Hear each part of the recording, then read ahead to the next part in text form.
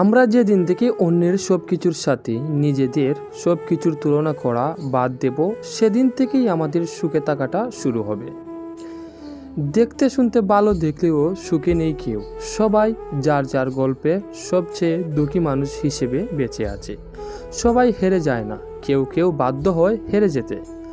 সম্পর্কের একটা সময় আসে যে সময়ে মান অভিমান ভুলে গিয়ে সম্পর্ক টিকিয়ে রাখতে বেশি গুরুত্ব দিতে হয়। মেয়েরা তার স্বামীকে যে দুইটি কথা কখনো বলে না: প্রথম, বিয়ের আগে কারো সাথে প্রেম ছিল কিনা। দ্বিতীয়, তার বাপের বাড়ির এমন কোনো গোপন কথা যেটা স্বামী জানলে স্বামীর কাছে ছোট হতে হয়। এই শহরে সব কিছুর দাম বেড়ে গেলেও মানুষের দাম বাড়ে না কেন? তবে কি মানুষ মূল্যহীন থেকে গেল?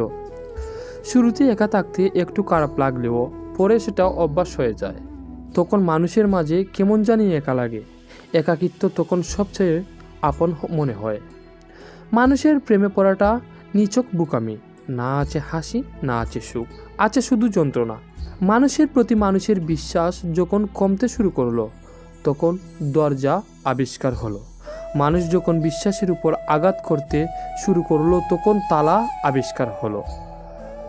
আর মানুষের উপর থেকে মানুষের বিশ্বাস যখন একেবারেই উঠে গেল, তখন সিসিটিভি ক্যামেরা আবিষ্কার হলো। বিশ্বাস হারিয়ে নিঃশ্বাস বন্ধ হয়ে যায়, তবুও মানুষের অভিমান নামের অভিনয়গুলো বন্ধ হয় না। নুপুর থাকলে পা সুন্দর, চুড়ি থাকলে হাত সুন্দর, টিপ থাকলে কপাল সুন্দর, লিপস্টিক থাকলে ঠোঁট সুন্দর।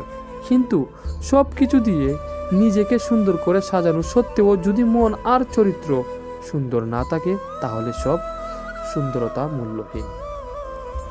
ভালো চিন্তা করুন, কারণ আমাদের চিন্তা একসময় অভিজ্ঞতায় পরিণত হয়।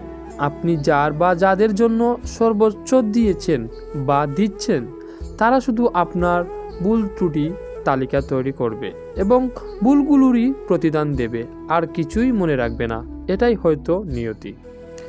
এখন লড়াইটা ভালো থাকার নয়, বেঁচে থাকার। মানুষ চিনতে পারাটা পৃথিবীর সবচেয়ে কঠিন কাজ। সহজভাবে নিলে কঠিন পরিস্থিতিও পাড়ি দেওয়া সম্ভব।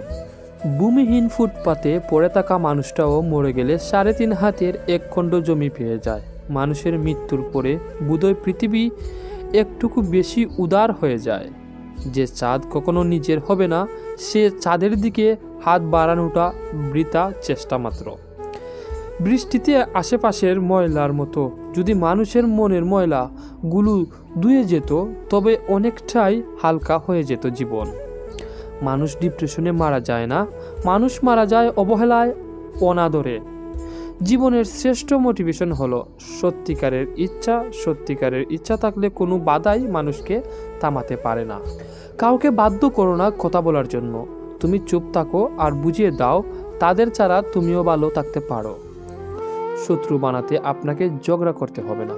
ভালো কাজ করেন, দেখবেন আপনার শত্রুর অভাব নেই।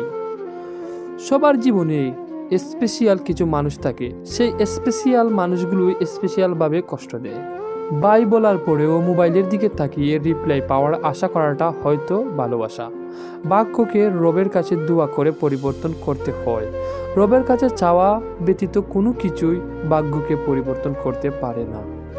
যে ব্যক্তির কথা ও আচরণ বিনয়ী, সে কখনো অন্যের কাছে অপমানিত হয় না। মানুষ যতই দামি পোশাক পরুক, যতই সে মেকআপ করুক, তার আসল সৌন্দর্য লুকিয়ে আছে চরিত্র বা ব্যবহারে, তার কর্মে। কাউকে কখনো খুব বেশি আপন ভাবা ঠিক না, কারণ আপন মানুষগুলোই একসময় কষ্টের কারণ হয়ে দাঁড়ায়। সব মানুষ একই রকম হয় না।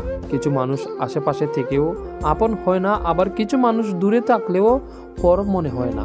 বিয়ের পর স্বামী স্ত্রীর মধ্যে ত্রুটিযুক্ত অতীত নিয়ে গাটাগাটি করাকে বুদ্ধিমান বোঝায় না। এতে সম্পর্কের ব্যাঘাত ঘটে। নতুন করে বাঁচতে চাইলেও গাড়ে বুধ চেপে বসে। ব্যস্ত হয়ে যাও, দেখবে মন খারাপ লাগার সময় পাবে না। বাবার পর যদি কেউ থাকে, সেটা হলো পরিবারের বড় ছেলে, যাকে সারা জীবন পরিবারের জন্য বোকা আর ধৈর্যশীল হয়ে থাকতে হয়।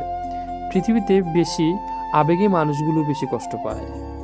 মুখে যাদের মধু জোরে, পিঠে তারাই ছুরি মারে। টাকাহীন পুরুষ, সৌন্দর্যহীন নারী, আসলেই এদের কোনো মূল্য নেই। এরা সব সময় অবহেলিত হয়, কখনো সমাজের কাছে আর কখনো নিজের সবচেয়ে আপন মানুষের কাছেই। কিছু মানুষ কখনো কোনোদিন আপন হবে না, জেনেও আমরা তাদের ভালোবেসে যাই। হয়তো এটাই আমাদের নিঃস্বার্থ ভালোবাসা। কেউ আপনার নামে বদনাম করে মোট 3টি কারণে। 1, তারা আপনার মতো হতে চায়। 2, তারা চায় না কেউ উপরে উঠুক। 3, আপনার যা আছে তাদের তা নেই।